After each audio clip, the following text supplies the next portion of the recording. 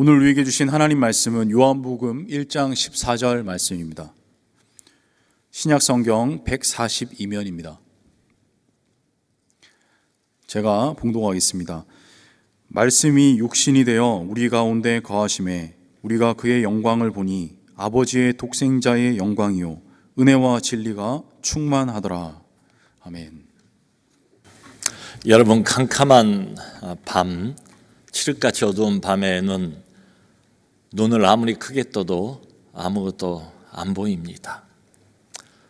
그런데 야간 투시경을 끼면 대낮같이는 아니지만 윤곽을 대강 볼 수가 있습니다. 그래서 야간에도 전투를 해야 되는 군인들 종종 이 야간 투시경을 착용하고 전투에 임하기도 합니다. 또 미생물, 바이러스 너무 작아서 우리 인간의 눈으로는 볼 수가 없습니다. 그런데 이런 것들이 존재한다는 것은 분명하지요. 현미경을 사용을 하면 이것들을 분명하게 볼 수가 있습니다. 그래서 우리를 괴롭히고 있는 이 코로나 바이러스가 어떤 모양인가를 현미경을 통해서 분명하게 볼 수가 있습니다. TV에 자주 보셨지요? 야구 공처럼 둥글둥글한데 거기에 무슨 뿔이 난 것처럼 울퉁불퉁, 그게 코로나 바이러스의 모습입니다. 여러분, 이런 것처럼 영적인 세계도 우리 눈에 보이질 않습니다. 그렇다고 없는 것은 아니에요. 우리는 눈에 보이는 세계와 눈에 보이지 않는 세계, 양세계 가운데 끼어서 살고 있는 셈이죠. 이 눈에 보이지 않는 영적 세계를 눈에 분명하게 보이는 이런 형태로 만들어주시는, 보이지 않는 것을 볼 수 있도록 만들어주는 이런 통로, 그분이 바로 예수님이시다. 예수님이 이 땅에 오신 지 벌써 2000년입니다.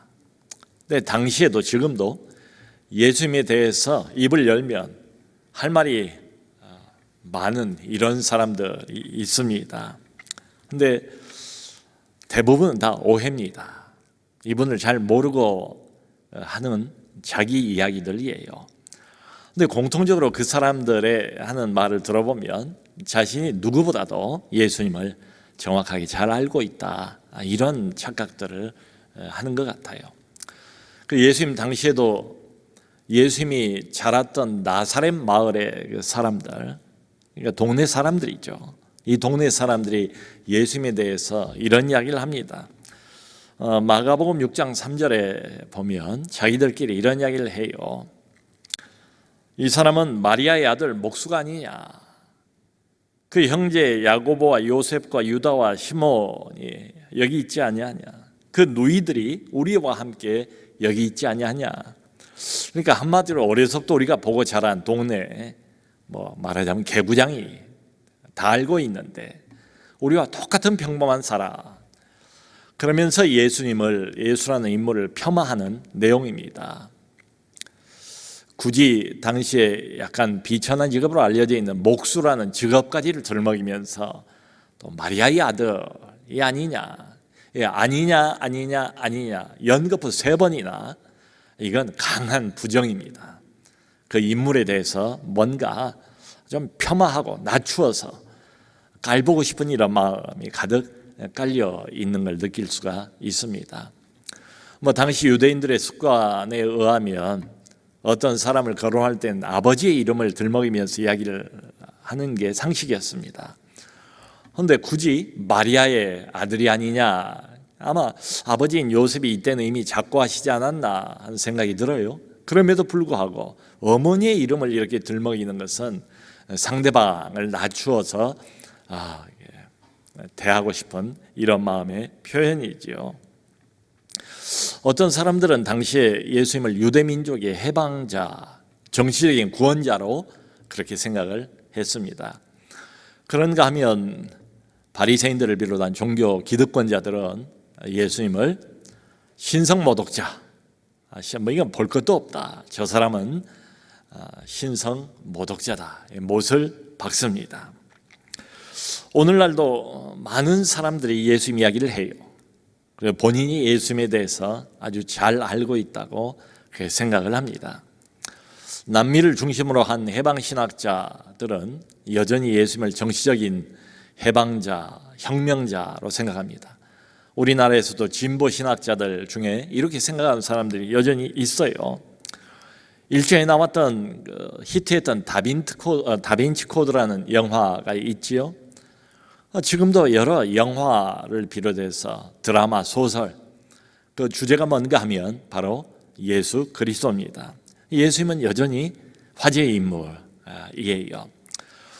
사람들은 너도 나도 예수에 대해서 이야기를 하면서 좀 예수님에 대한 선입견을 가지고 있습니다. 자기의 관점이죠. 자기 어떤 색안경을 쓰고 예수님을 바라보는 거죠. 여러분, 이 모든 것들은 사실은 성경이 말하는 예수님이 아닙니다. 진짜 예수님의 모습이 아니에요. 자기가 바라는 예수님, 내가 만든 예수님, 내가 생각하는 예수님일 뿐이죠. 한마디로 오늘날 세상 사람들은 예수님을 모릅니다. 몰라도 한참 모릅니다. 이게 왜 명백한가 하면 증거가 있습니다. 매일같이 자고 일어나면 우리 눈 앞에서 지금 현재도 벌어지고 있는 세상의 끔찍한 일들, 온갖 죄와 어둠과 타락한 현상들, 이것이야말로 사람들이 예수님을 알지 못한다, 예수님에게 관심이 전혀 없다는 명백한 증거 아니겠습니까? 그저 세상 사람들은 지금도 코로나 상황을 벗어나기 위해서 급급할 뿐입니다. 이걸 통해서 하나님이 무엇을 말씀하시는가? 하나님의 음성에 귀 기울이지 않습니다. 어렵고 고통스럽다고 해서 두 손 들고 예수님 앞에 나오지 않습니다. 여러분, 우리가 이 예수라는 특별한 인물을 도대체 어떻게 아는 것일까요? 대답은 오직 한 가지, 성경을 통해서 압니다. 자, 그러므로 이 예수라는 특별한 인물에 대해서 결정적인 질문은 이것입니다. 성경이 과연 이 예수에 대해서 무엇을 말씀하시는가? 거기에 대한 대답 중에 하나가 오늘 요한복음 1장 14절입니다. 말씀이 육신이 되어 우리 가운데 거하셨다. 말씀이 육신이 되어서 우리 가운데 거하셨다. 도대체 이게 무슨 의미인가? 알 것 같기도 하고 모를 것 같기도 하고. 그래서 이 내용은 요한복음 1장 1절 맨 첫 구절과 함께 연결해서 생각을 해볼 때 이해가 됩니다. 요한복음 1장 1절 처음 이렇게 시작합니다. 태초에 말씀이 계시니라. 이 말씀이 하나님과 함께 계셨으니 이 말씀은 곧 하나님이시니라. 그 헬라어로 말씀은 로고스입니다. 헬라 철학에서는 이 로고스를 세상을 움직이는 원리로 생각을 했어요. 그런데 지금 요한이 여기서 말씀이라고 말할 때 이 말씀은 그런 의미가 아닙니다. 그렇다면 우리가 흔히 이야기하는 사람의 말, 언어 이런 것도 아니에요. 요한은 한 인격체를 염두에 두고 그것을 말씀으로 표현을 하고 있습니다.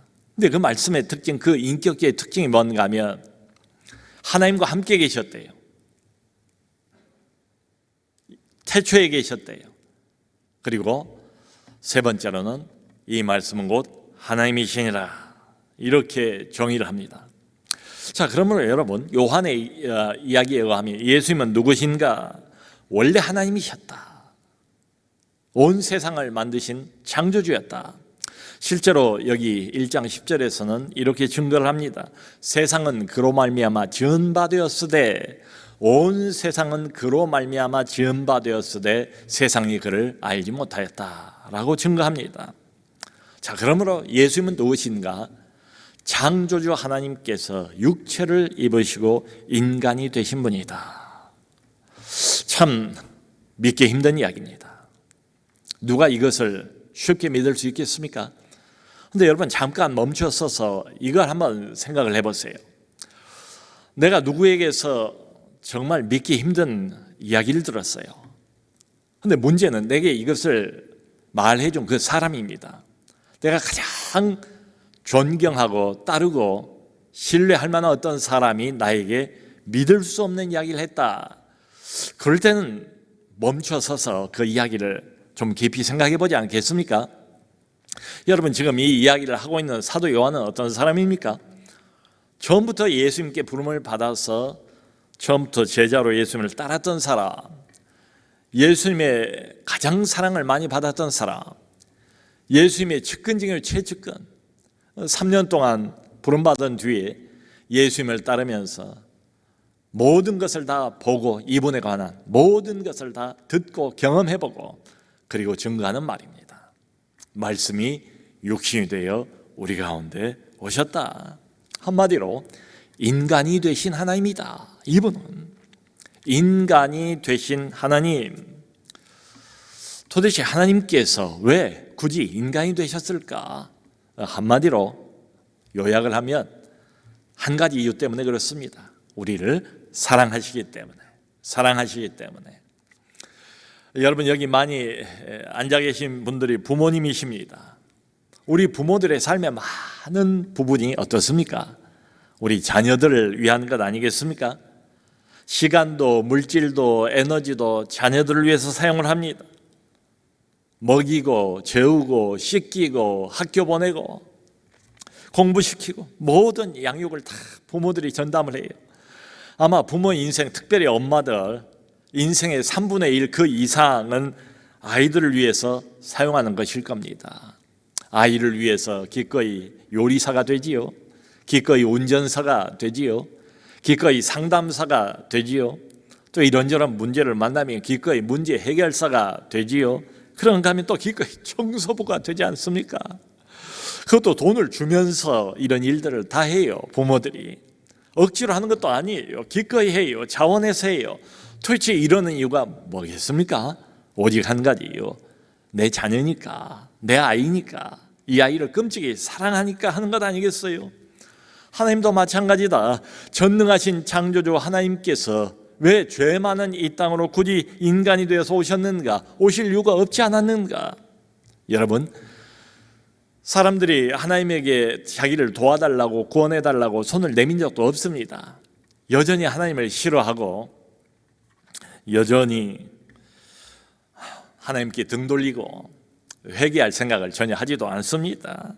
그러니까 이런 죄인들을 하나님이 가지고 있는 공의의 원칙에 따라서 심판하면 그뿐입니다. 뭐 아쉬울 것도 없습니다. 이 사람들이 하나님을 찾는 것도 아닌데 말이죠. 그런데 그럼에도 불구하고 하나님께서 저 하늘의 영광을 버리고 높고 높은 별을 넘어서 낮고 낮은 이 땅으로 들어오신 이유가 뭔가? 이유는 한 가지밖에 없습니다.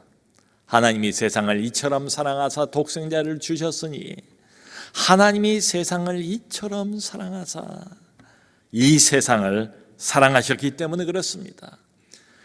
죄만 짓는 우리 인류를 하나님이 사랑하시기 때문에 그렇답니다. 우리를 구원하기 위해서 오셨답니다. 몸소 죄값을 짊어지기 위해서 오셨답니다. 인간으로 죽어서 인간의 죄를 사하기 위해서 인간의 몸을 입고 오셨다고 말합니다. 여러분, 이 일을 위해서 우리 예수님은 완전한 하나님이시면서도 동시에 완전한 인간이 되셔야만 됐습니다.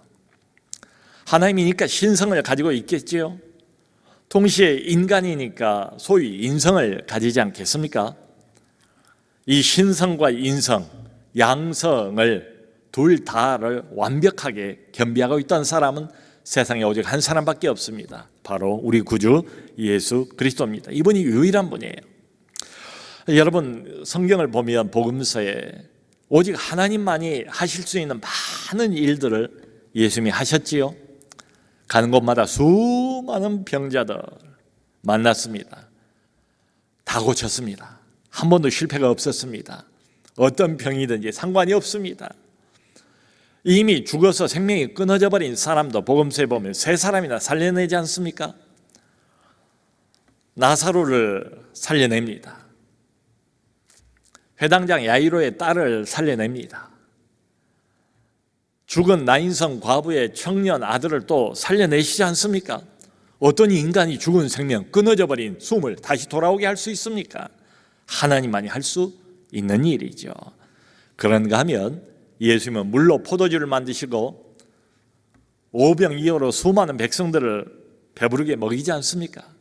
그런가 하면 물 위를 걷기도 하고 말씀 한마디로 바람과 광풍을 잠재우기도 하십니다. 이분은 하나님이세요. 그런가 하면 동시에 우리 인간처럼 연약한 모습을 그대로 보여주지 않습니까? 사마리아에 있는 수가성에 갔는데 어느 날 그 수가성 우물가에 털썩 주저앉고 말았답니다. 너무 피곤해서. 그리고는 자신의 갈증, 목마름을 호소하면서 그때에 때마침 물길로 나온 여인에게 물 한 그릇을 줄 것을 요청하는 장면이 나오지 않습니까? 그런가 하면 성전 안에서, 하나님의 성전 안에서 장사하는 사람들을 보면서 대노하시고 분노를 참지 못하고 채찍을 휘두르신 예수님의 모습도 봅니다.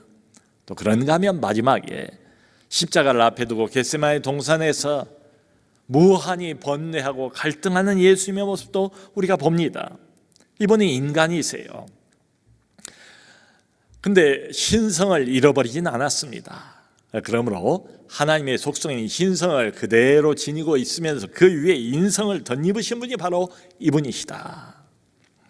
그 어떤 신학교 교수가 한 번은 우리 신학생들에게 좀 영적인 자극을 줘야 되겠다. 그래서 나체로 그려진 그리스도의 그림을 들고 수업 시간에 들어갔답니다. 이런 일이 자주 있으면 곤란하겠죠. 뭔가 교훈을 줘야 되겠다. 충격을 줘야 되겠다. 그래서 나체로 그려진 그리스도의 모습을 가지고 그림을 들고 수업 시간에 들어갔어요. 그걸 보고 학생들이 다 충격을 받았죠. 교수께서 기다렸다는 듯이 이렇게 묻습니다. 여러분들께서 이 그림을 보고 그토록 충격을 받는 이유가 뭡니까? 사실은 그리스도를 우리와 똑같은 인간으로는 생각하고 있지 않은 것 아닌가? 성도 여러분, 이분은 성령으로 잉태하신 분 맞습니다. 그런데 너무 평범해 보이는 인물이에요.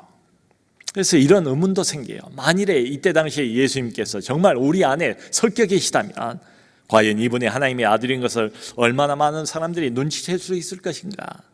아마 우리도 잘 모르고 그냥 지나치지 않았을까? 이런 예수 그리스도의 낮아지심을 우리는 성육신이다 이렇게 부릅니다.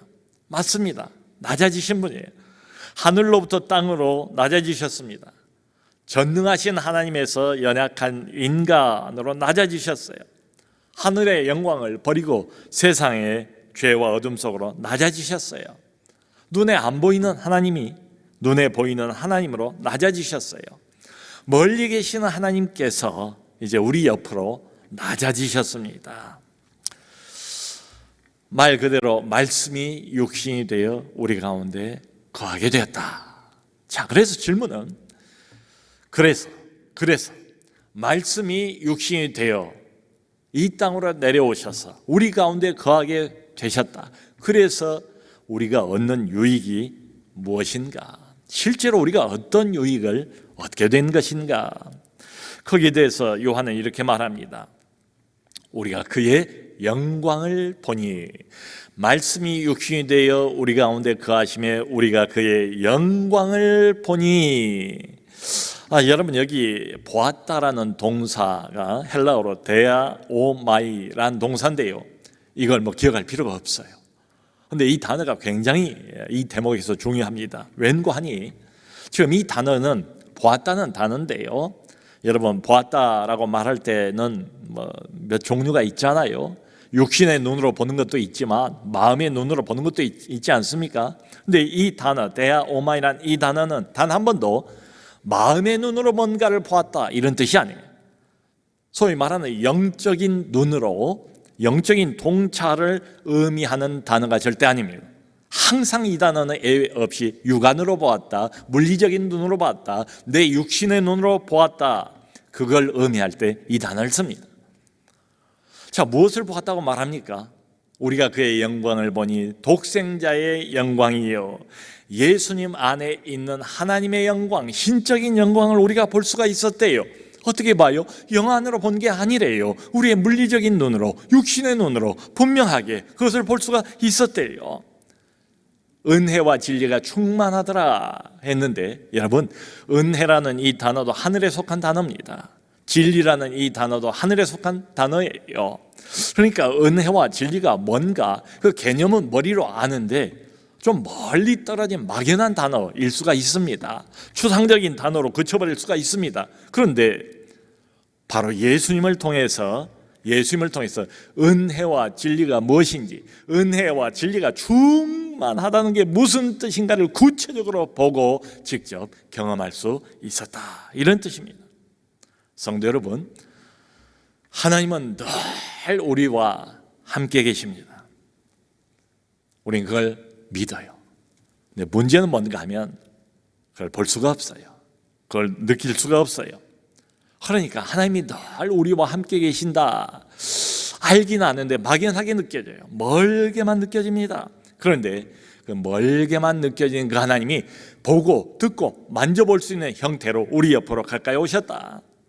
이를테면 우리 조건에 맞춰서 가까이, 아주 가까이 손만 내밀면 붙잡을 수 있는 이런 가까이 오셨다.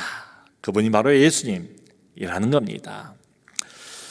여기 계신 우리 아빠들께서 아마 아이들이 아주 어렸을 적에 말놀이를 해본 기억이 있을지 모르겠어요.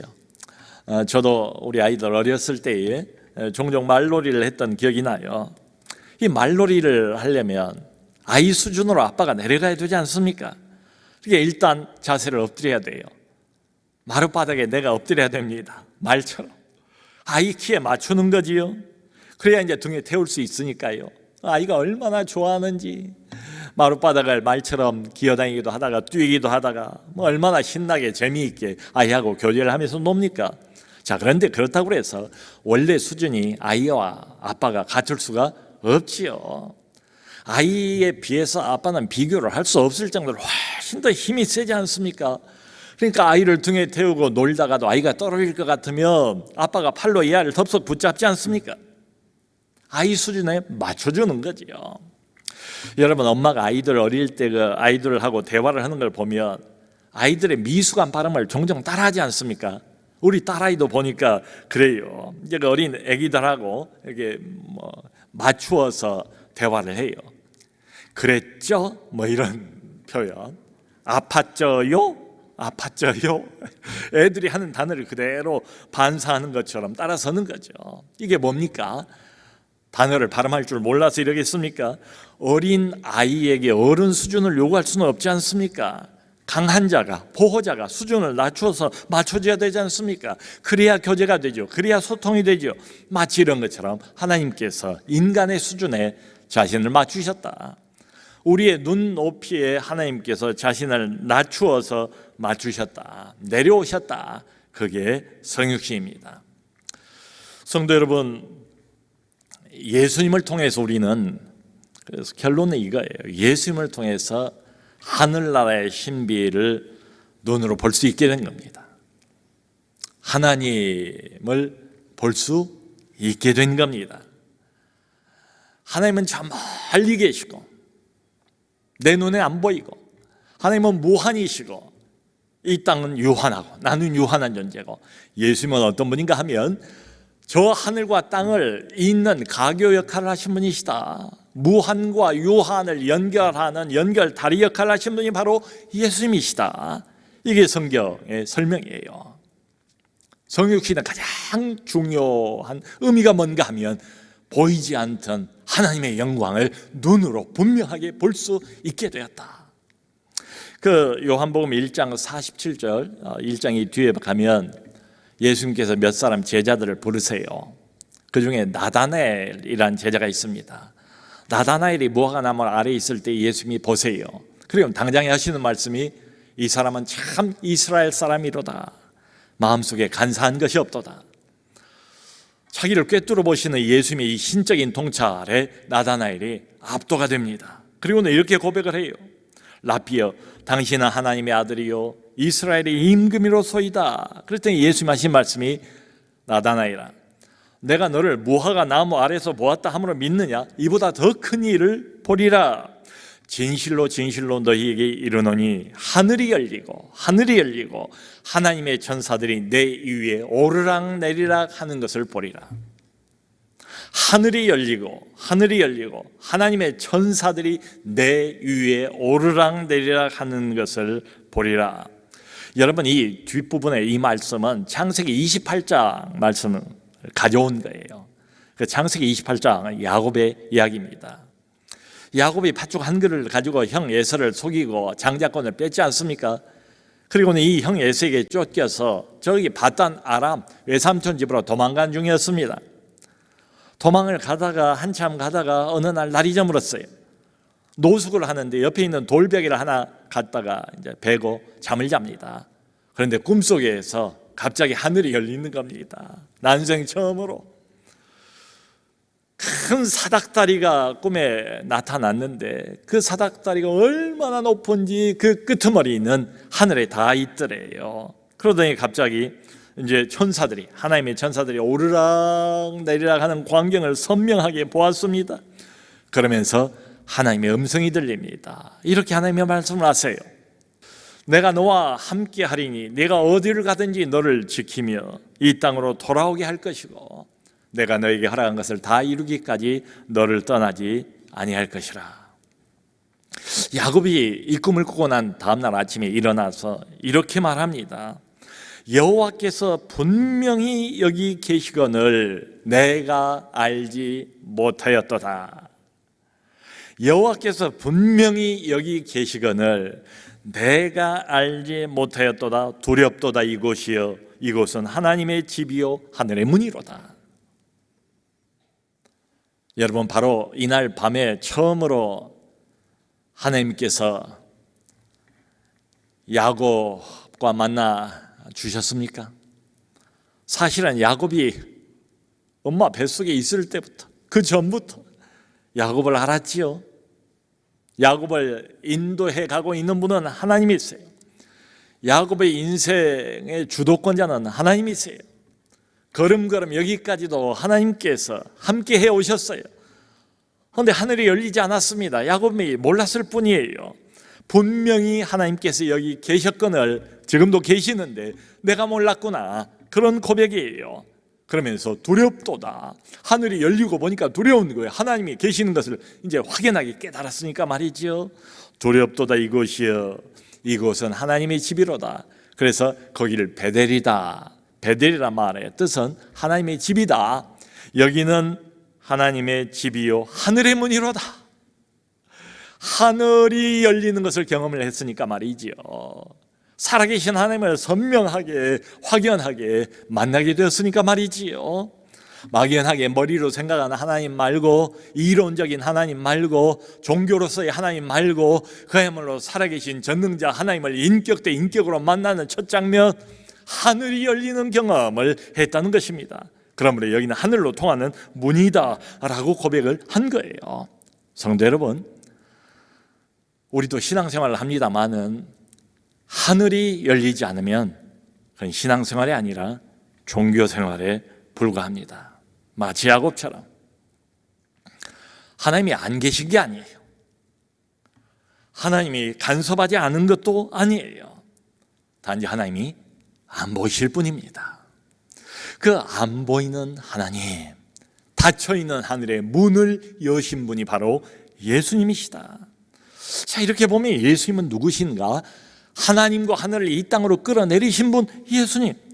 그래서 더 이상 하나님의 일이, 하나님의 나라가 더 이상 이론이 아니고 우리의 삶 속에서 구체적으로 느껴지고 현실이 되게 만드신 분이 바로 예수님이십니다. 여러분, 우리는 예수님을 통해서 하나님이 어떤 분인가를 아주 확연하게 알 수가 있습니다.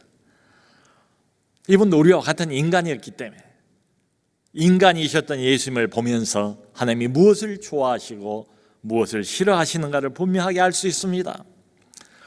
예수님은 유명한 사람들, 돈 많은 사람들, 당시의 기득권자들하고 어울리는 법이 별로 없었습니다.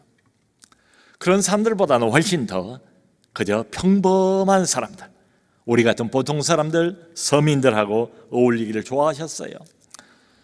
그 중에서 특별히 소위 말하는 소외계층들, 당시에 죄인이라고 알려진 세리들, 장기들, 이런 사람들을 일부러 만나셨고, 함께 밥을 먹고, 함께 교제를 나누고, 함께 웃고, 함께 귀한 말씀을 나누어 주셨습니다.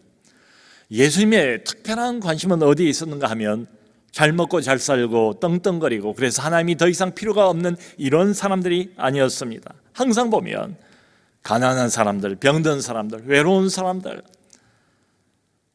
오늘날 생각해 보면 인생의 패배자들, 인생의 루저들, 그래서 올 때 갈 데가 없는 이런 사람들을 예수님께서 매우 사랑하셨다, 가까이 하셨다. 이 사람들에게 많은 관심을 쏟으셨다. 그리고 그들을 내 백성이라고 부르기를 즐거워하셨습니다. 제가 어제 우리 교구 목사님들하고 만나서 이야기를 나눈 중에 참 마음에 감동이 된 이야기를 하나 들었습니다. 우리 교회에 이제 장애인들이 제법 많지 않습니까? 그 한 장애인의 어머니께서 코로나 확진이 됐어요.